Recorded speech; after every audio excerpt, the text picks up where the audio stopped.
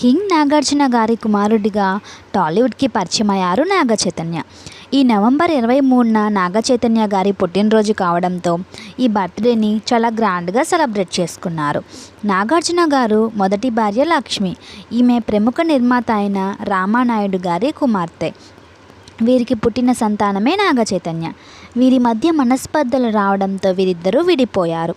అటు అక్కినేని ఇటు రామానాయుడు మనవడిగా మంచి గుర్తింపు తెచ్చుకున్నారు నాగ చైతన్య.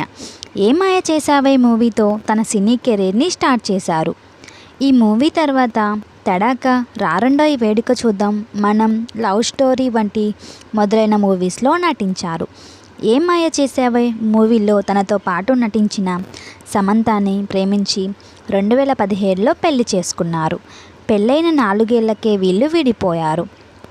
రీసెంట్గానే నాగ చైతన్య తన సింగిల్ లైఫ్కి ఫుల్ స్టాప్ పెట్టి హీరోయిన్ శోభితా ధూళిపాల గారితో ఎంగేజ్మెంట్ చేసుకున్నారు. ఈ డిసెంబర్ 4న వీరి పెళ్ళి హైదరాబాద్లోని అన్నపూర్ణ స్టూడియోస్లో చాలా గ్రాండ్గా జరగనుంది.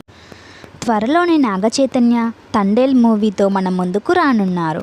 నాగ చైతన్య గారి కొన్ని బ్యూటిఫుల్ ఫ్యామిలీ ఫొటోస్ను ఈ వీడియోలో మీరు ఇప్పుడు చూసేయండి.